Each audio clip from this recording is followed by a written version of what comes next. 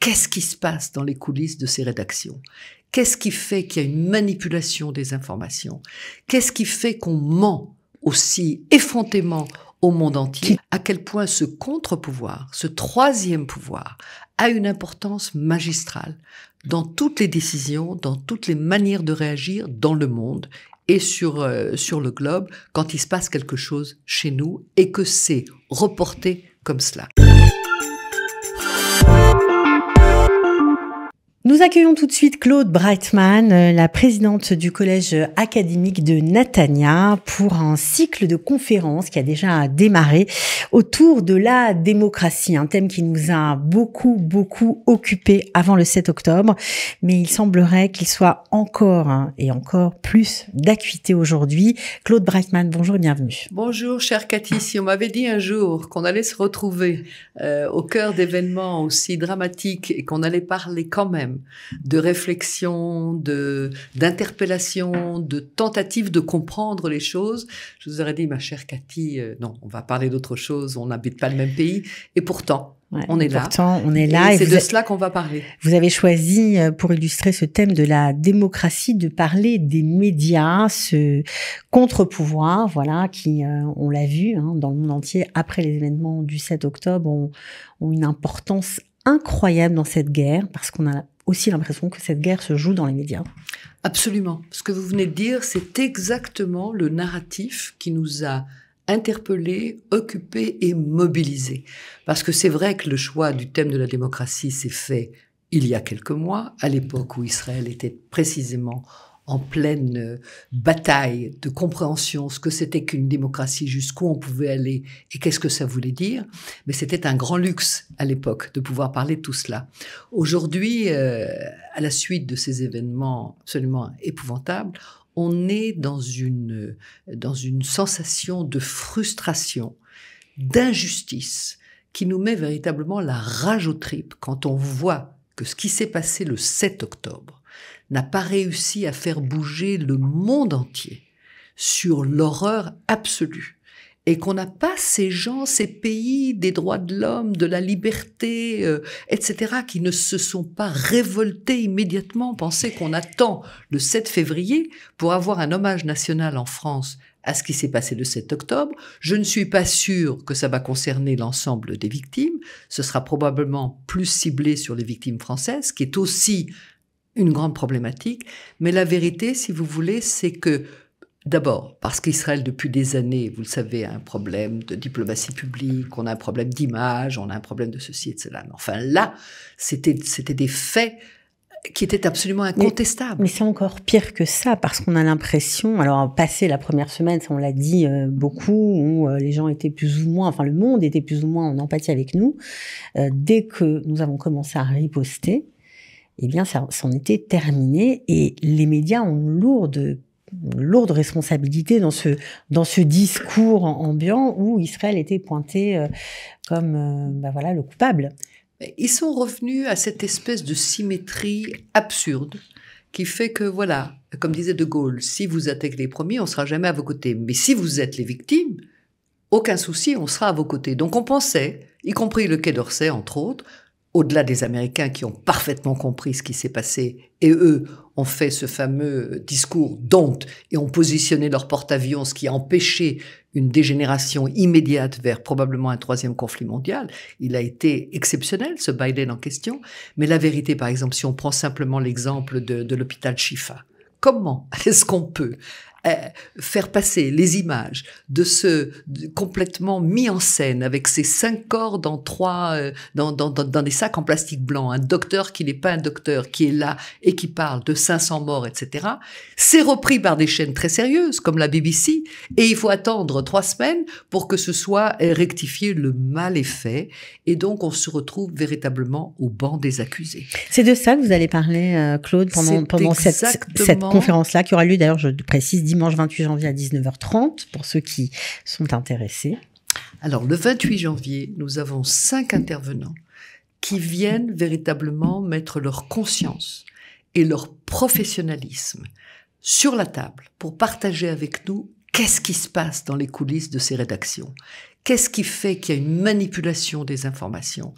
Qu'est-ce qui fait qu'on ment aussi effrontément au monde entier. Qui croire, tout simplement, entre une donnée, ou en tout cas des données données par Tsahal et des données données par le Hamas, apparemment... Mais il y a quand même une manipulation politique, il y a quand même des intérêts derrière, parce que il n'est pas possible que des gens qui font leur métier, vous êtes journaliste, la première des choses que vous faites, c'est de vérifier vos sources, vous prenez du temps, surtout quand les choses sont extrêmement graves. Je veux dire, c'est le code des morales non écrits, éthiques des journalistes. Comment se fait-il que ça ne se passe pas comme ça? Alors, il y a toute une question d'a priori. Israël, au départ, ce sont l'armée la plus forte du monde, du Moyen-Orient, etc. Donc, ils doivent faire les choses autrement. Ça va très loin parce que, comme vous le savez, Tsahal, c'est nos frères, nos fils, les vôtres aussi.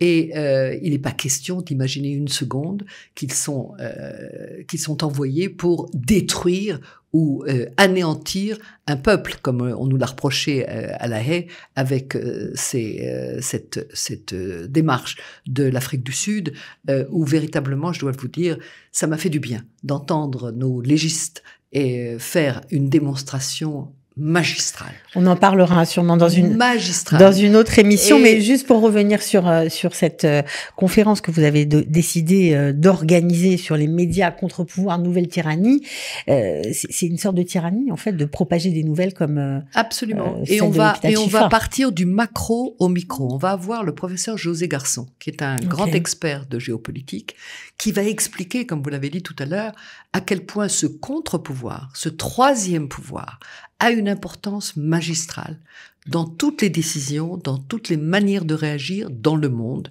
et sur le globe quand il se passe quelque chose chez nous et que c'est reporté comme cela. Donc ça, c'est l'aspect macro pour bien comprendre à quel point c'est fondamental.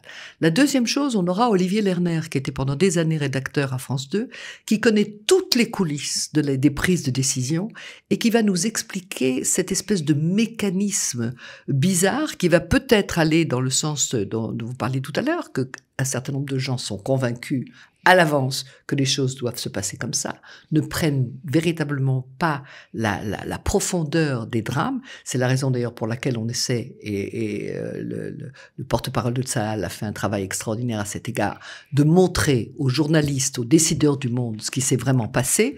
Donc c'est une espèce de tentative de montrer le vrai narratif de la réalité et des faits. Ensuite, nous aurons deux journalistes, Stéphane Amar qui vient d'Arte, qui vient de très grands documentaires, qui va lui expliquer un petit peu comment de sa culture occidentale de Suisse, on regarde les choses et le poids que ça a ici et là.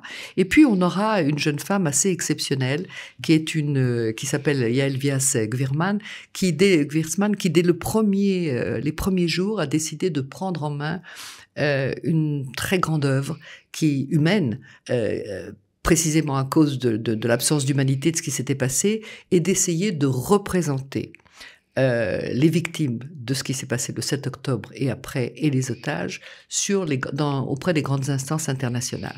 Oui, elle fait un travail absolument exceptionnel. Et elle n'est pas toute seule. Très difficile parce que les gens ont disparu, les preuves parfois, je pense à Nova, très difficile de collecter les preuves. C'est très compliqué, mais il y a deux choses. La première, c'est que il faut pas attendre ni Eichmann ni les procès de Nuremberg pour faire véritablement le procès de ces horreurs.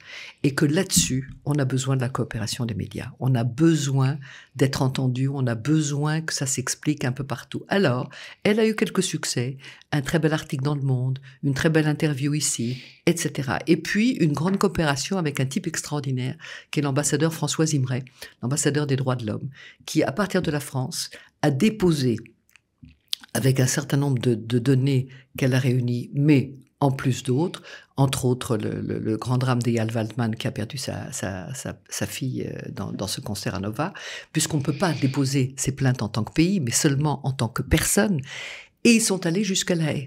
Et ils ont été entendus par le prosécuteur principal du tribunal des droits de l'homme et des crimes contre l'humanité. Ils les ont entendus pendant 3 heures. Et au terme de ces 3 heures, est-ce que vous en avez entendu parler ?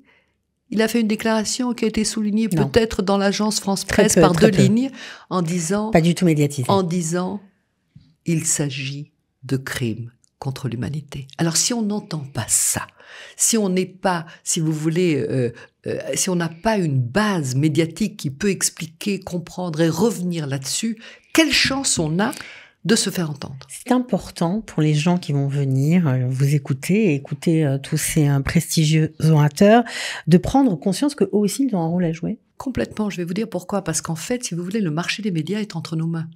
On achète un journal, on regarde une télévision, on est sur un site internet, on réagit sur les réseaux sociaux. Aujourd'hui, si vous voulez, on est tous des soldats de la perception des autres. Alors, il faut véritablement s'engager dans ce domaine et essayer constamment de se battre là-dessus, parce que c'est un vrai combat. Il faut qu'on arrive à faire entendre la réalité et les faits. C'est important pour l'avenir d'Israël, ça, Claude. Tout est important pour l'avenir d'Israël. Tout est important pour l'avenir d'Israël. On est en train de se battre, tous, pour assumer la continuité de ce pays, mais un pays tel qu'on l'aime, c'est-à-dire avec tout ce que ça représentait dans nos rêves, dans nos cœurs depuis 75 ans, et qui nous donnait une réponse absolue à cet abri fondamental dont on a tous besoin, parce qu'essayer d'être juif en France aujourd'hui, ou juif aux États-Unis dans une université, c'est pas terrible, comme avenir. Donc, à l'évidence, si vous voulez, il y a une responsabilité phénoménale de ce pays. On doit se battre dans les meilleures conditions possibles. Je pense que le porte-parole de Tsahal, et vous me le disiez en aparté avant ce rendez-vous, qui est remis en question constamment sur la vérité qu'il exprime, c'est absolument honteux. Ça me met dans une colère noire, parce que s'il y a une chose qu'on ne peut pas nous reprocher, c'est de raconter des histoires quand il s'agit d'opérations militaires. On a toujours été, au sein d'ailleurs du monde entier à cet égard, y compris de la justice internationale, des gens extrêmement fiables là-dessus. Donc, il faut retrouver ce processus, il faut garder l'espoir, il faut continuer à se battre, et il faut faire tout pour qu'on puisse décrypter au mieux tous ces éléments qui font de ce combat à multiples têtes, si vous voulez, quelque chose qu'on doit, au bout du compte, essayer de gagner. Et il faut comprendre que le Hamas mène aussi ce combat, puisque il essaie de modifier le narratif. Ah oui, non, mais ça, ce matin, il vient de publier sur son site internet 18 pages qui racontent un autre narratif. Alors, qu'est-ce que ça veut dire? Ça veut dire que quelque part, si vous voulez, au niveau de l'islam modéré, puisqu'on le sait, les Saoudiens, les pays des accords d'Abraham et bien d'autres encore savent très bien la réalité, savent très bien la vérité. Et donc, si vous voulez, au niveau de l'image de l'islam mondial, ils ont maintenant une vraie question, un vrai problème. Donc, ils changent tout. Et ils expliquent un narratif complètement différent, comme si les choses avaient été mineures, pas voulues. Ils transforment ce qui s'est passé. Et ils sont en train de dire, écoutez, tout cela, c'est le résultat de 100 années, donc d'un siècle de torture, de domination illégitime, etc., etc. Enfin bref, on est alors qu'Israël n'est plus dans la bande de Gaza déjà depuis 2005. On est dans une folie absolue, dans un délire de mensonges, de contre-vérité. Et je pense que cette histoire-là va en fait être un boomerang. Parce que c'est quand même très facile de démanteler tout cela, étant donné que ces horreurs qui ont été commises ont été photographiées par leurs propres terroristes à eux, par les gens à eux. Ce sont des photos et des films qu'ils ont pris eux-mêmes, en s'exaltant comme des malades des horreurs qu'ils ont commises. Donc c'est irréfutable. Et j'espère que ça sera une bonne occasion de parler de tout cela. Ça va être dense, ça va être intense, ça va être avec une très grande émotion, parce qu'on est tous un petit peu, si vous voulez, dans ce type de sentiment en ce moment. Mais c'est inévitable, et nous, on a choisi, si vous voulez, en tant qu'université, de continuer à essayer de rassembler, de nous faire réfléchir ensemble pour véritablement de donner à chacun les meilleurs outils pour essayer d'avancer, et vous le disiez tout à l'heure, continuer à se battre. Alors, ce sera le dimanche 28 janvier à 19h30, Médias contre-pouvoir, nouvelle tyrannie, avec de nombreux intervenants talentueux. Il y aura même Brice Teinturier, on n'en a pas parlé, mais c'est lui, je crois, qui a eu la gentillesse de nous envoyer un magnifique message sur la responsabilité des médias tel que il le ressent, et puis aussi un très beau message de solidarité avec notre combat. Alors évidemment, il faut réserver. Bien sûr. Voilà, bien donc sûr. je donne le téléphone 09 86 07 417. Vous pouvez aussi envoyer un mail à francophonie avec un e @netania.ac.il. Voilà, on vous mettra tout ça dans le descriptif de la vidéo. Merci d'avoir été avec nous. Merci beaucoup, Claude. Merci infiniment, Cathy, de m'avoir donné la parole. Vous voyez comme c'est important, avec les plaisir. médias.